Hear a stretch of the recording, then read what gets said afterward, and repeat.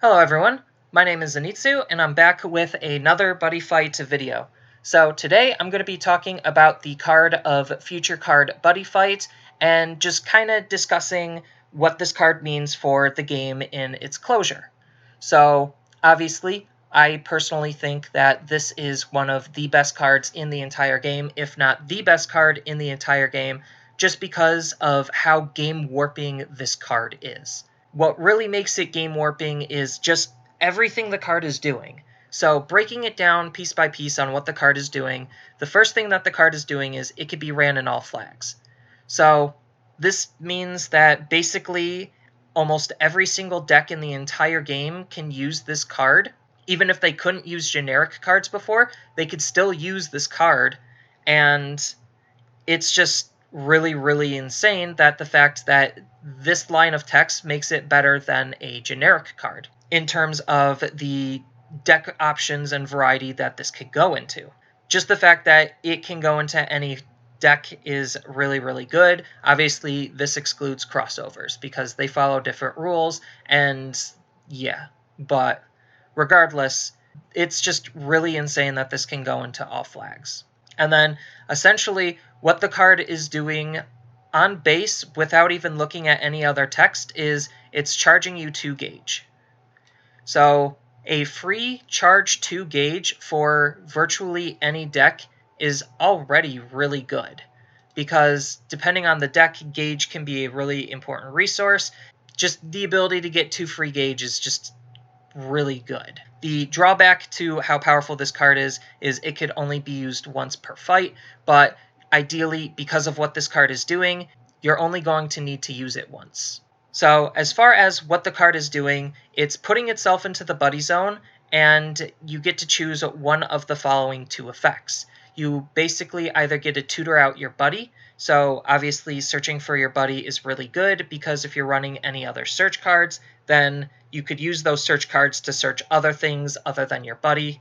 Just that first option, being able to search out your buddy, is really good, especially for those decks that didn't necessarily have any searchers, or like good searchers. This just easily becomes their best searcher. On top of which, it also can change how you want to run your buddy, because now that this is a card, you could have your buddy be more of a tech card, where you might not have necessarily wanted to run it as the buddy, but because of this card, now you might want to.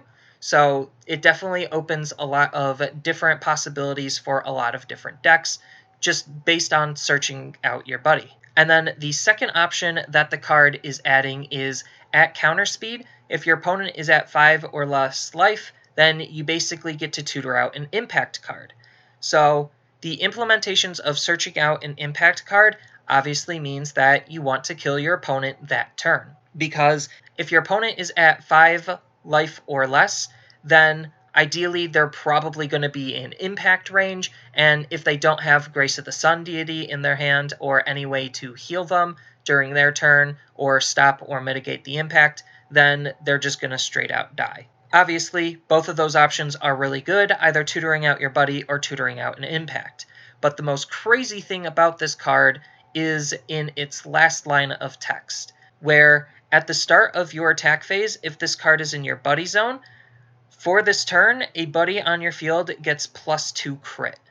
So that's the most crazy part of this card, just because not only are you going to be tutoring out your buddy or an impact if your opponent's at 5 life or less, but your buddy monster will also get +2 crit for the turn. And that +2 crit could potentially be a lot of additional damage, again, depending on the deck that you're playing. And it can very easily set up the impact so that you could just FTK the opponent in a lot of different decks. So obviously, you can't exactly get that +2 crit and then search for the impact, because there is that small tiny bit of counterbalance where the opponent has to be at 5 life or less in order to search out the impact, but most likely you're just going to get the buddy, then go into attack phase, get the +2 crit, then go into final phase and FTK the opponent. That's most likely what you're going to be doing, and a lot of decks actually can FTK based around this card, and because Buddy Fight is a very hyper-consistent game, there is a metric butt ton of looking at the top X cards of your deck. There's a ton of drawing. There's a ton of searching. Like, there's ways to filter your deck to either get your impact or get this card, so that way you can consistently FTK the opponent. Obviously, that's what makes this card really, really good, is the fact that a lot of decks now have FTK possibilities out of nowhere, and if you're not running the proper defenses for being FTK'd, then you're just going to straight up lose a lot of games if you're going second. But the fact that a lot of decks now have FTK options and can boost their crit to insane levels means that you're going to have to run some slightly different defensive options than you normally would have because of this card. So just as a quick example, I was messing around with Astro Dragons and came across the fact that Astro Dragons has an FTK now because of this card. So all of the crosses will have a base crit of 2. So you have Selector Formation, which will give your cross the abilities of another cross in Sector Formation Soul. So they have a couple of different crosses that can boost by 1 crit, and then they have 1 cross that can boost by 2 crit. So if you have 2 Sector Formations with a cross that boosts it by 1, then a cross that boosts it by 2, that's already 3 additional crit without even needing Future Card Buddyfight. So that means that your base cross will have a critical of 5, then with Future Card Buddyfight, it will get up to a critical of 7. And that's just in the first turn, and that basically sets it up so that basically any of the impacts can kill the opponent. Even the worst of impacts that deal 3 damage, like, it just opens the doors to being FTK'd in a deck that normally wouldn't even have an FTK, or wouldn't even be thinking about FTKing.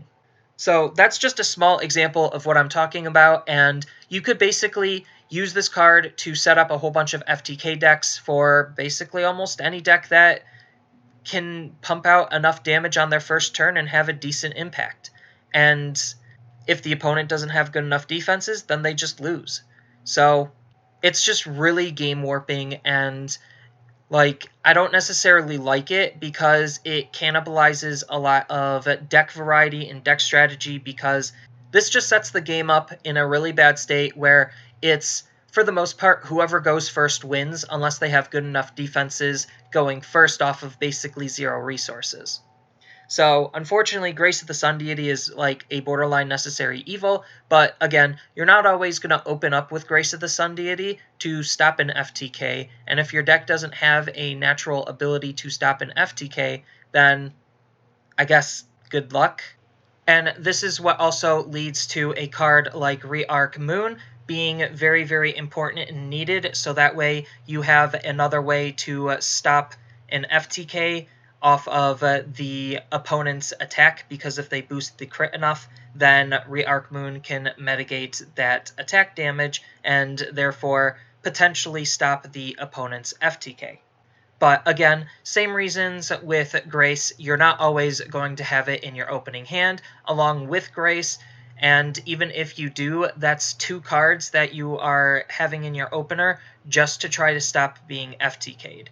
So I don't particularly like the design of this card. I think this card is way overtuned, and it really pushes the limits and boundaries in terms of design, and I don't necessarily know how they could possibly top a card that can turn almost any single deck in the game into an FTK deck.